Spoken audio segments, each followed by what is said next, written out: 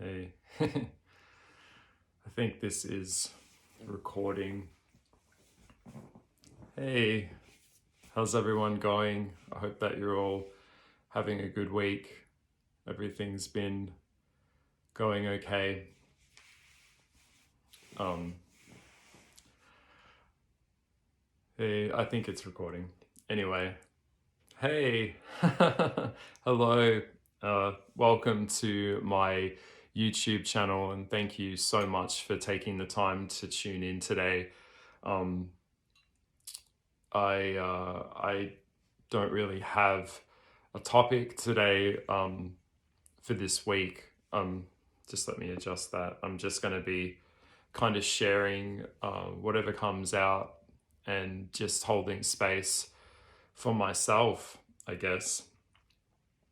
It's been a really rough past couple of months. It's been a really rough past couple of weeks. And yeah, there's just been a lot going on in my head. And sometimes it's good to just put it out there, just put it out there into the world and see how it's received. I woke up this morning particularly in a really, really deep depression, in a really, really deep state of being, which I can see is, it's hard. Like, I hope that you guys understand the nuances of what I'm saying, because there's so much that I don't say as well as what I do say. So I don't know. I'm a little bit scrambled, but I'm here today, and I was like, my higher self or something kind of on the other side, maybe it's kind of just telling me just to keep on showing up and just keep on sharing my truth and trying to be vulnerable for other people. So and be raw and be real with other people, so that other people could get get something out of it. And a lot of my problems that I have really aren't about me not knowing how I feel. I know exactly how I feel, and I know exactly why I feel the way that I feel. A lot of the problems that I have with the external world and trying to make sense of a world that doesn't really make sense, if that makes any sense. I think that if you're a mystic or if you're extrasensory, you probably like already know that. And that's why I think a lot of therapy usually it doesn't really work with someone who has a greater range of access to their own internal systems, because they know like what's wrong. They already know why they feel the way that they feel. So it's not like they need someone else to unpack that with them. I think when it comes to life and trauma, a lot of the time when you're in it and you're living in it, it's like you just have to get on with it, because you just have to survive. You're in survival mode a lot of the time. I've been living in survival mode for a lot of the time, and it's kind of just been like dealing with one problem or one particular person, and then I get overcome that, and then something else shows up, which is a metaphor for life. But all of these things tend to take a toll on the heart, and they tend to take a toll on the soul. And I feel like over, like, say, like years later, when you start to do your spiritual awakening, and when you start to basically wake the fuck up, you have the time maybe to process a lot of the things that have taken place in your life. And then it's like it's more painful processing it than it is when you're living in it. So yeah, I feel sometimes I'm just that depressed I can't even get up. I can't walk, I can't talk. I know I appear somewhat normal sometimes, but most of the time I'm really kind of just hanging by a thread. Yeah. Um, and it's interesting because I think people perceive. I think people. There's so much in my head right now, but I think people just trying to unpack it is that people perceive you to be, when they perceive you to be knowledgeable about something, they see you as like a being or a person that's kind of got it all put together. You may seem well spoken, or you may seem that you're able to like hold conversation and articulate maybe complicated things and in a digestible way, but that doesn't mean that you can still not be vulnerable and still be scared and still be unknowing about what you're doing. Um, so yeah, that's why I'm doing these videos, because I want to show like a range of something that is real and something that is raw, and that we have to go through the dark night of the soul, and we have to go through the darkness in life to actually understand what love is and to understand light. And I've been in a very dark place for a very, very long time, and I think coming to terms with a lot of things that maybe I'll share one day. Maybe you've already figured that out about me. Maybe a lot of the time I feel like Alice in Wonderland. And not in a good way. Like, I go down a rabbit hole to try and understand the world that I'm living in, or to make sense of the world that I'm in. And a lot of the time it just fucks me up even more. And it seems that it's like everyone around me is insane, and the ideologies that they follow don't even make sense to them, but they don't question it. They just live their life. Even if you could even call it living, I think it's just kind of like most people are just in autopilot. They're not really living. And then you try and connect with them in a real way, but they can't actually connect to you because they have been indoctrinated into a way of thinking that basically keeps them in the state of an avatar, particularly in my community. If you know what I mean, is that they're all kind of operating through an avatar where we reduce each other right down to just one facet of who they are, and then that's it. And so there's no depth, and there's no integrity at all. But they don't know that. And then so when you come along and you try and connect to them in a way that is authentic and real, they look at you like you're insane.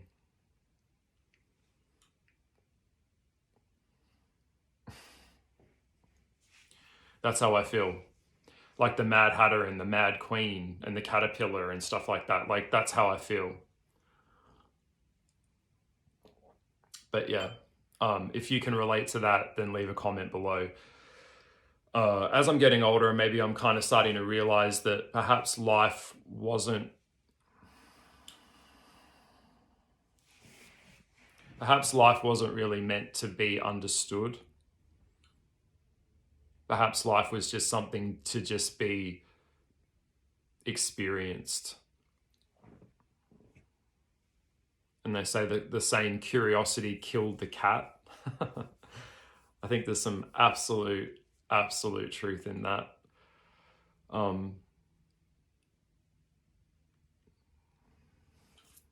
Yeah.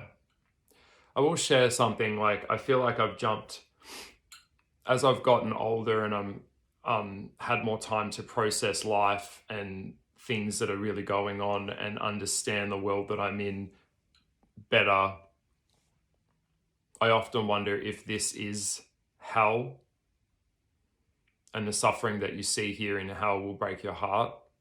Maybe this was like a hell dimension of some kind. And I understand that life can be the perfect prison, or it could be the perfect hell. I mean, it really depends on your point of view. But when I think of like the devil card in the tarot, a big part of that is, in order to free yourself, you have to actually already know that you're chained. You have to already know that you're in a state of trap or bondage. And a lot of the time, I think people deep down in society feel and know that there is something very sinister here and very wrong here. And they don't, the fear of uncovering that, or looking at themselves and how they interact or how they treat others, is too heavy duty and it's too painful for them. So they don't. Like, ever. And then if you bring up their behavior to them, they just shut you down because it's too painful for them to see it, and they don't want to look at it. They don't want to face it. It's almost like they're a part of an evil that somehow in their system they know, but it would take, they don't have enough power and discipline and self and ability within self to recognize that and then go and do something about it and be a change, or make a change in their behavior, or be an agent for that change. So they just, like, rather than fight it, they just accept that normalized dysfunction is normal, and they just keep going with it. And because they don't have enough power to fight it, if everyone's in that system. I know some of you might know what I'm talking about here. I mean, I'm keeping this very general, and it is general because it could be taken in many different ways, but that's generally how I feel. So yeah, this is like, I'm giving you guys like a sneak peek of like what goes on in my head.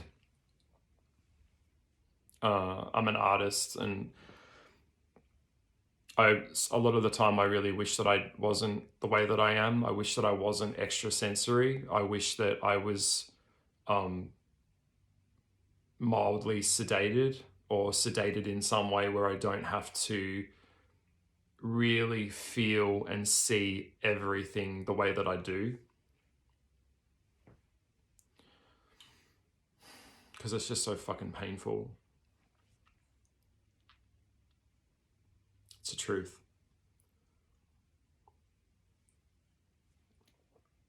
Yeah. Yeah.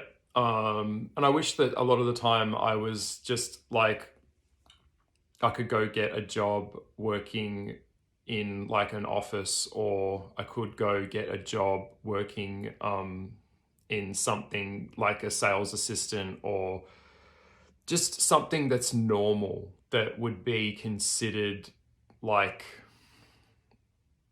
something that doesn't require me to think as deeply as I do. Something that it's like I could just follow a process that someone else thought of, and then I just adhere to that process and get security through that. But the path that I've chosen, or one of the many paths that I've incarnated into, is the complete opposite of that. And that's very hard because these days I don't really explain to people that I make esoteric art, or that I'm, spiritually that way inclined. I tend to just like keep my mouth shut, because I already know that they're not going to receive me, or they're not going to understand me, or they're going to just laugh at me point blank. So it's like, I don't really share it a lot with people, because it's it's not received well, and it's not something that a lot of people can really understand. um I when I was in my early 20s, I used to think like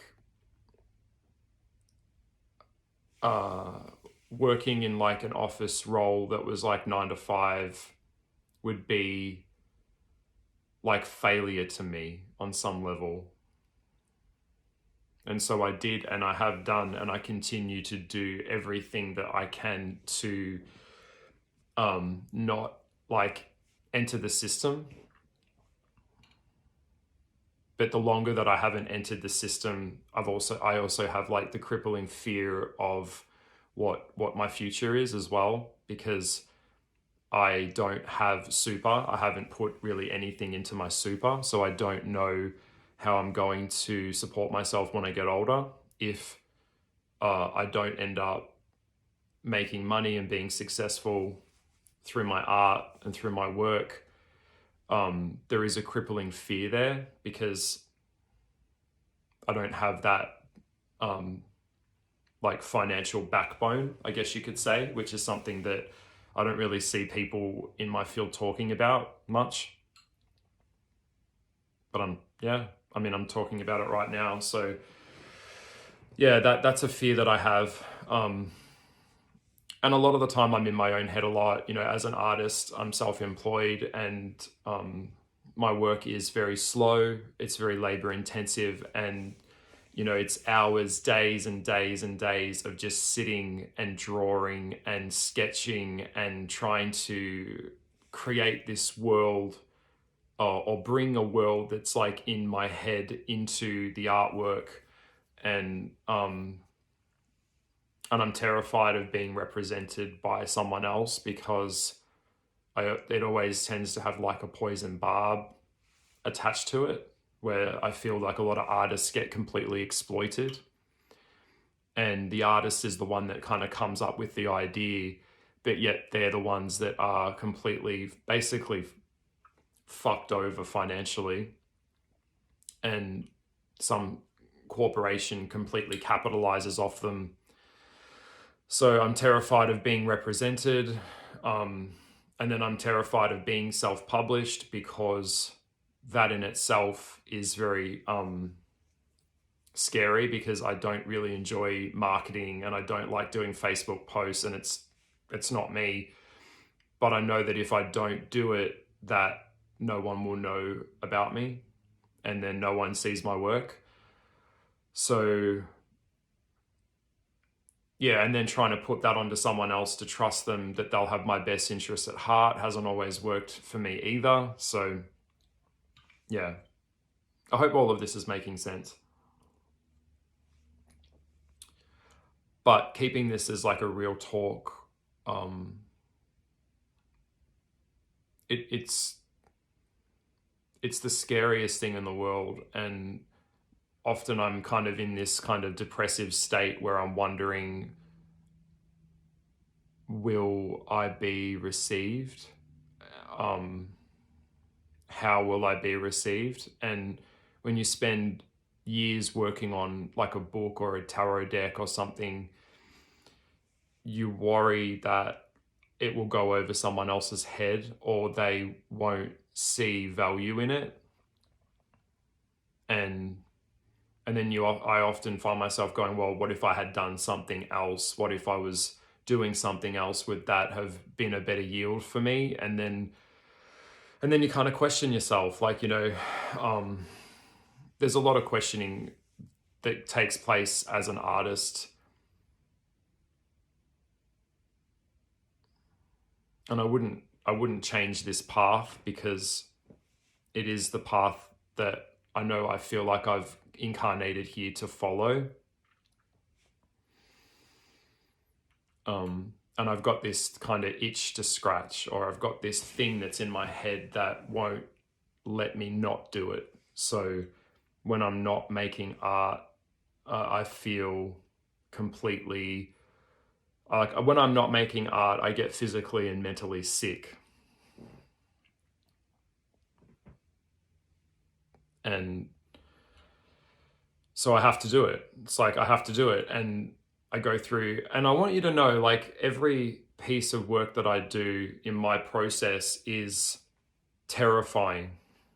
I might look back at a lot of the other pieces that I've done, um, and I'll look at it and go, yeah, like it's pretty, or it's beautiful, um, and I'm proud. I have a lot of pride in my work as well. But then the pressure of the next piece comes in, and suddenly the fear of having to live up to something that I've just done before is there, and it's crippling, to say the least. So I could have like the blank piece of paper sitting there for like hours, or even half a day, or even a couple of days where I'll just sit there and look at it, and I'm completely terrified of it. And it's so intimidating to me, because somehow I'm expected in myself to bring forth this thing, and then as I'm bringing forth the art and bringing it into the canvas or into the paper, it's a juggling match between surrender to letting it kind of show me what it wants to be, and letting it take its form, and control of what the idea of what I thought it was meant to be. And then it's kind of like a merge of these two come together, and it's like a roller coaster. So I would attack the art, and then I would go lay on the floor and, meditate for 15, 20 minutes. Then I'd get up, have a cup of tea, and come back to my work and go, no, I've completely fucked it. It's shit. What am I doing with my life? I hate everything. Everything's fucked. And then I'll like change something, and then suddenly it's workable. No, I can fix this. Yes, I can. I can work on it, and this isn't a complete waste of time. Yeah, like that's what it's like being an artist. That's what it's like being an artist. And yeah, so I understand that the only pressure that we have is the pressure that we put on ourselves, and I understand that. But I have very high like expectations, because I've seen what I've been able to do. So it's kind of like you're in a wrestling match with your own ego, and you're in a wrestling match with past versions of you, of what you could do before, and then going, what am I doing now? So there's a lot of that going on in my head. So I hope that you're enjoying this chat. I'm just going to place this cup over there, so yeah, out of the way. So yeah, I'm just getting vulnerable and real, and just sharing with you what it's like in my head. A little sneak peek of what goes on in my thought processes. But yeah, back to the awakening thing. Like as I've kind of woken up a lot in the world, and I've started to really look at the systems, the class systems, tracing the cord back to the wall, starting to look at modes of how people think, different subcultures. And I guess I'm a seeker of truth. I think that's ultimately why I make art. It's why I'm an artist, is because I'm looking to take my interpretation of reality or a story, and then I kind of digest it, and then through my way of alchemizing my own pain and then trying to make sense of a world, is I take that and I put that into something that is physical, that someone else could like hold or touch or see. And then it's a weird process of like surrendering that to the world, and not being attached to it, because I know that it's their interpretation of like what they see in it. So not even knowing whether they'll understand it. And I think that's the biggest fear that I have, because I think all things that we do is either like a call to love or a call not to love. And so when an artist puts their work out into the world, we're doing it because it's our way of connecting to the world. And it's a way of us to be seen so we can get connection. I definitely think there's some ego involved in it. I think you need to have a bit of ego in it to be an artist to begin with, even if you're a musical artist or if you're an actor. I think you have to have a certain amount of ego to be an actor, for sure. So yeah, it's a real balancing act and it's a real juggling match. It is a battle that goes on so many levels, and yeah, it's very difficult.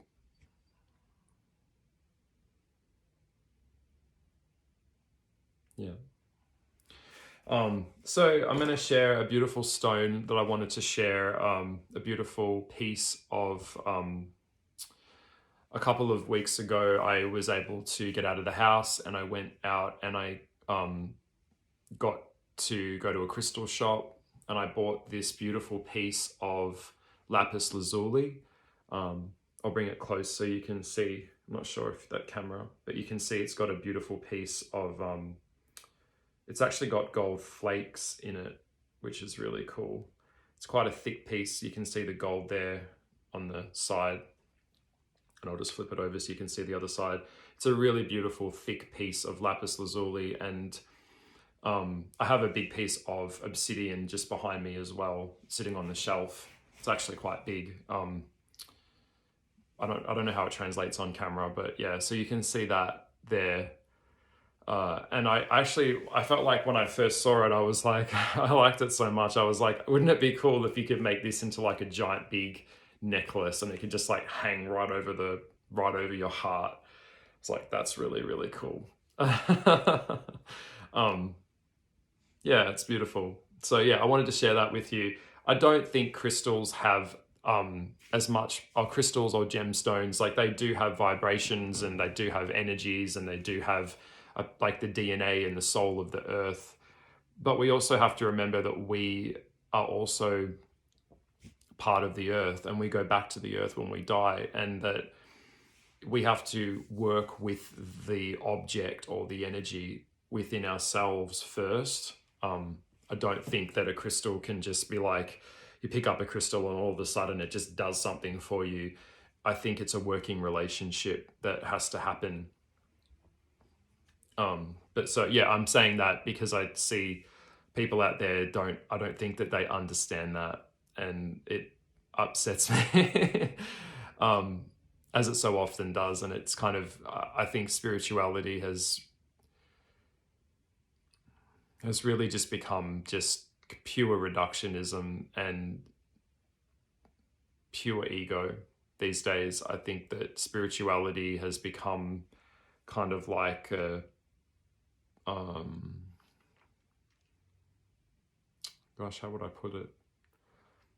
It's basically just little bite-sized pieces of fluff that sounds good,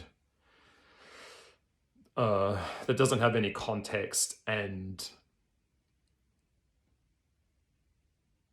is entertainment. You know, I think a lot of what people do these days is just purely entertainment. I don't see any truth in it at all. And it kills me. It breaks my heart, actually. Yeah, where are we at for time? 29 minutes. I've been sitting here talking about, being an artist.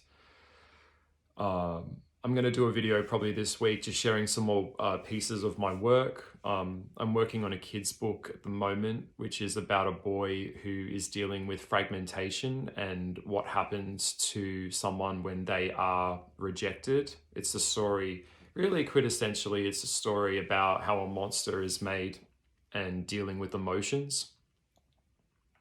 Yeah. So I might pause this video. I'm gonna make another cup of coffee, or maybe not a cup of coffee, but a cup of tea, and I'm gonna come back and share a few more of my thoughts. So we'll make this a part one, and then I'll come back and we'll do a little bit of a part two. So yeah, hope that you're enjoying my sharing and being vulnerable. So yeah, I'll see you in part two.